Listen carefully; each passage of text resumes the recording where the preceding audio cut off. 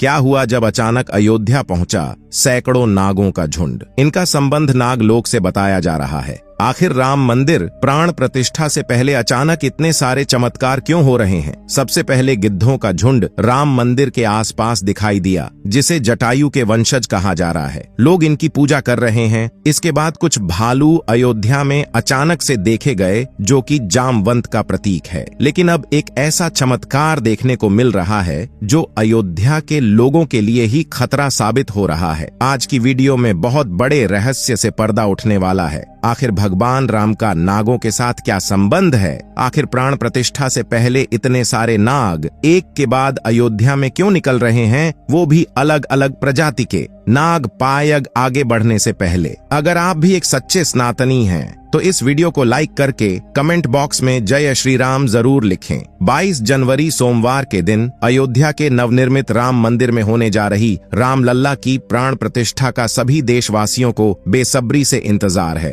Ramat जी के भव्य स्वागत की तैयारी जोरों शोरों पर है। यह तारीख कोई आम तारीख नहीं है, बल्कि इसके पीछे बहुत ही खास महत्व छिपा हुआ है। आखिर राम मंदिर की प्राण प्रतिष्ठा के लिए 22 जनवरी का समय ही क्यों चुना गया? इसके पीछे का रहस्य जानकर आपके भी होश उड़ जाएंगे। त्रेता युग में प्रभु श्री राम का जन्म अभिजीत मुहूर्त में हुआ था। 22 जनवरी सोमवार के दिन मृगशीर्ष नक्षत्र में अभिजीत मुहूर्त का संयोग बन रहा है। यही कारण है कि इस तिथि को रामलल्ला की प्राण प्रतिष्ठा के लिए चुना गया है। साथ ही यह भी माना जा रहा है कि इस शुभ मुहूर्त में रामलल्ला की प्राण प्रतिष्ठा करने से प्रभु श्री राम सदैव मूर्ति के अंदर विराजमान रहेंगे। लेकिन जैसे जैसे प्राण प्रतिष्ठा का समय नजदीक आ रहा है, वैसे वैसे अलग अलग प्रजाति के नाग अचानक ही अयोध्या में प्रकट हो रहे हैं, जो कि अयोध्या वासियों के लिए खतरा बनते जा रहे हैं। लेकिन गिद्धों का और भालुओं का संबंध तो प्रभु श्री राम से बताया जाता है। उन्होंने रामायण में उनकी सहायता भी की थी। लेकिन इन नागों का श्री राम के साथ क्या संबंध है? आज की वीडियो में इस रहस्य से पर्दा उठने वाला है। चौंकाने वाली यह है कि इनमें 2 प्रजाति के नाग अलग अलग क्षेत्र में बार बार निकल रहे हैं, जिनका संबंध वासुकी और तक्षक नाग के साथ जोड़ा जा रहा है। ऐसा कहा जाता है प्रभु श्री राम के भाई लक्ष्मण साक्षात अनंत शेष नाग का रूप है, और वासुकी नाग, तक्षक नाग और शेष नाग तीनों ही आपस में भाई हैं, जिसमें तक्षक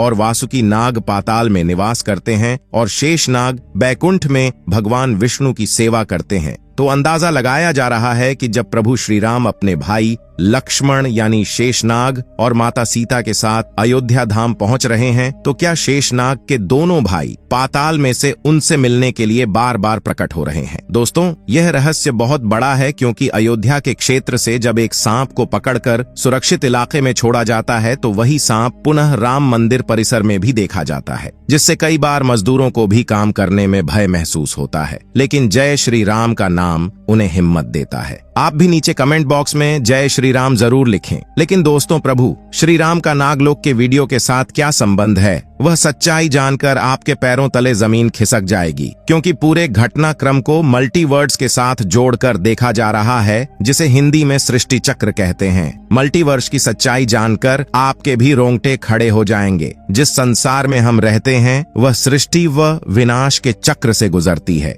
इस संसार के प्रत्येक सृष्टि चक्र को एक कल्प कहा जाता है। हर कल्प के 4 युग या 4 भाग होते हैं। दूसरे भाग या त्रेता युग में राम अयोध्या में जन्म लेते हैं और रामायण करके फिर से बैकुंठ लौट जाते हैं। यानी कि अगर आप इस पृथ्वी पर अपना जीवन यापन कर रहे हैं, आप जो घटनाक्रम कर रहे हैं, वह बराबर घटनाएं किसी और यूनिवर्स या कल्प में आपके ही रूप के साथ पुनः होने वाली है या फिर हो चुकी है। आगे मल्टीवर्ड्स की सच्चाई को साबित करने के लिए एक ऐसी पौराणिक घटना आपको बताएंगे, जिसे जानने के बाद आपको भी मल्टीवर्स की सच्चाई पर यकीन होने लगेगा। इस दुनिया में केवल 3 विद्वानों को मल्टीवर्स को देखने की और उनमें जीने की, टाइम ट्रैवल करने की इजाजत दी गई है, जिसमें पहले है वासुकी नाग, दूसरे हैं तक्षक नाग और तीसरे हैं काक। भुशुंडी तक्षक और वासुकी नाग के बारे में हम आपको बता चुके हैं, लेकिन सवाल उठता है आखिर काकभुशुंडी कौन है और आखिर इन्हें प्रभु श्री राम ने अमर कैसे बनाया। वेदों और पुराणों के अनुसार काकभुशुंडी ने 11 रामायण और 16 महाभारत देखी हैं। वह कल्प के अंत तक अपने शाश्वत स्वरूप में जीवित रहेंगे।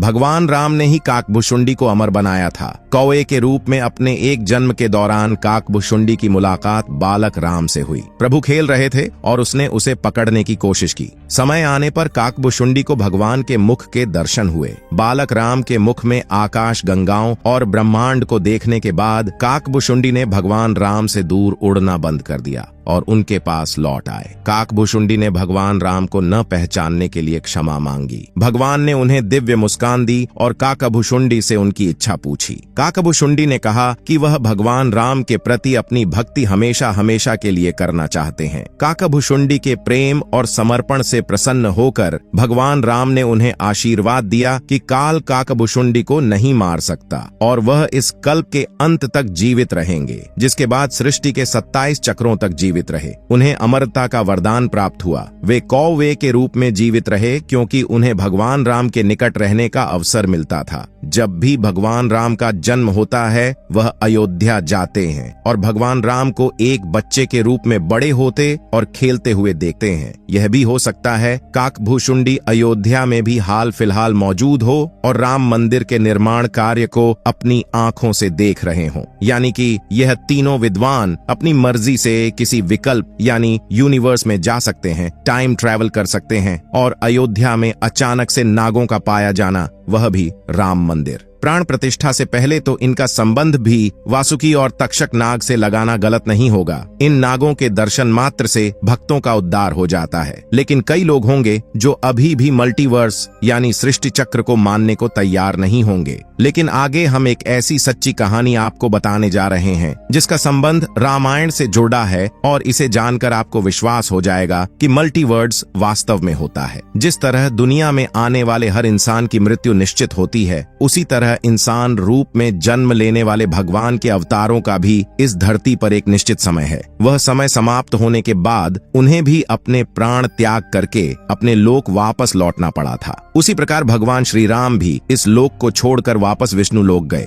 भगवान श्री राम के मृत्यु में सबसे बड़ी बाधा उनके प्रिय भक्त हनुमान थे, क्योंकि हनुमान के होते हुए यम की इतनी हिम्मत नहीं थी कि वह राम के पास पहुंच सके। लेकिन स्वयं श्री राम ने इसका जो हल निकाला वह मल्टीवर्ड्स यानी सृष्टि चक्र के साथ जुड़ा हुआ है। एक दिन राम जान गए कि उनकी मृत्यु का समय हो गया था। वह जानते थे कि जो जन्म लेता है उसे मरना पड़ता है। उन्होंने कहा कि यम को मुझ तक आने दो, मेरे लिए वैकुंठ मेरे स्वर्गिक धाम जाने का समय आ गया है। लेकिन मृत्यु के देवता यम अयोध्या में प्रवेश करने से डरते थे, क्योंकि उनको राम के परम भक्त और उनके महल के मुख्य प्रहरी हनुमान से भय लगता था। यम के प्रवेश के लिए हनुमान को हटाना जरूरी था, इसलिए राम ने अपनी अंगूठी को महल के फर्श के एक छेद में से गिरा दिया और हनुमान से इसे खोजकर लाने के लिए कहा। हनुमान ने स्वयं का स्वरूप छोटा करते हुए बिल्कुल भंवरे जैसा आकार बना लिया और केवल उस अंगूठी को ढूंढने के लिए छेद में प्रवेश कर गई। वह छेद केवल छेद नहीं था, बल्कि एक सुरंग का रास्ता था जो सांपों के नगर नागलोक तक जाता था। हनुमान नागों के राजा वासुकी से मिले और अपने आने का कारण बताया। वासुकी हनुमान को नागलोक के मध्य में ले गए, जहां अंगूठियों का पहाड़ जैसा ढेर लगा हुआ था। वासुकी ने कहा, यहाँ आपको राम की अंगूठी अवश्य ही मिल जाएगी। हनुमान सोच में पड़ गए कि वह कैसे उसे ढूंढ पाएंगे, क्योंकि यह तो भूसे में सुई ढूंढने जैसा था। लेकिन सौभाग्य से जो पहली अंगूठी उन्होंने उठाई वह राम की अंगूठी थी। आश्चर्यजनक रूप से दूसरी भी अंगूठी जो उन्होंने उठाई वह भी राम की ही अंगूठी थी। वास्तव में वह सारी अंगूठी जो उस ढेर में थी सब एक ही जैसी थी। इसका क्या मतलब है, वह सोच में पड़ गए।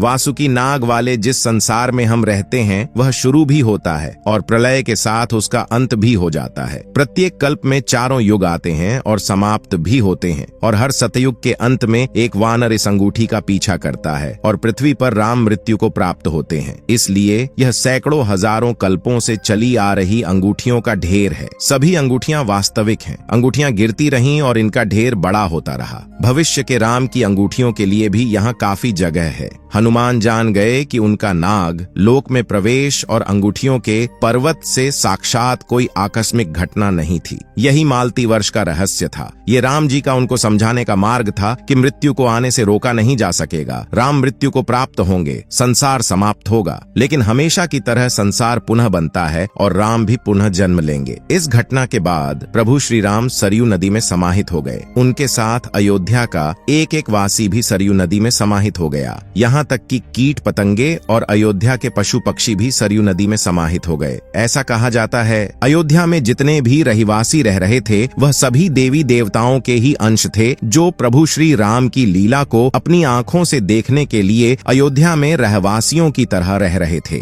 जब रामायण काल पूरा हुआ तो वह भी प्रभु श्री राम के साथ अपने अपने धाम लौट गए। मात्र अयोध्या का भूभाग ही बच गया और वर्षों तक यह भूमि यूं ही पड़ी रही। बाद में श्री राम के पुत्र महाराज कुश ने अयोध्या को फिर से बसाया। इसका वर्णन कालिदास के ग्रंथ रघुवंश में मिलने की बात कही जाती है। रामायण के अनुसार कुश ने ही सर्वप्रथम पत्थरों के खंभों वाले मंदिर का अपने पिता श्री राम की पूज्य जन्मभूमि पर निर्माण करवाया था। वहीं जैन परंपराओं के मुताबिक अयोध्या को राष्ट्रदेव ने फिर से बसाया था। भविष्य पुराण के अनुसार उज्जैन के महाराज विक्रमादित्य ने ईसा पूर्व में एक बार फिर से दूसरी बार उजड़ चुकी अयोध्या का निर्माण करवाया। धार्मिक ग्रंथों के अनुसार उन्होंने अयोध्या में सरयू नदी के लक्ष्मण घाट को आधार बनाकर 360 मंदिरों का निर्माण करवाया था। वे भगवान विष्णु के परम भक्त थे और इसीलिए उन्होंने ही श्री राम जन्मभूमि पर एक भव्य मंदिर का निर्माण करवाया था। हिंदू पक्ष का दावा रहा है कि बाबर से पहले भी 1833 में मुस्लिम आक्रमणकारी सालार मसूद ने जन्मभूमि मंदिर को ध्वस्त कर दिया था। अयोध्या में राम जन्मभूमि मंदिर पर विवाद की कहानी की 1528 से शुरू हुई। हिंदुओं का दावा रहा है कि मुगल आक्रमणकारी बाबर ने उस पवित्र जगह को तोड़कर उस पर मस्जिद का निर्माण करवा दिया था। अयोध्या राम जन्मभूमि बाबरी मस्जिद विवाद पर अपना ऐतिहासिक फैसला देते समय सुप्रीम कोर्ट ने उन सिख ग्रंथों को भी अहम सबूत माना है, जिसके मुताबिक सिख धर्म के संस्थापक गुरु नानक देव जी आक्रमणकारी बाबर के भारत आने से पहले ही भगवान राम की जन्मभूमि के दर्शन के लिए अयोध्या पहुंचे थे। गुरु नानक देव जी 1510 से 1511 के बीच अयोध्या आए थे, जबकि बाबरी मस्जिद 1528 में बनाई गई थी। इतिहासकारों के अनुसार वहां पर बाबर के कहने पर उसके एक सूबेदार ने मस्जिद का निर्माण करवाया था।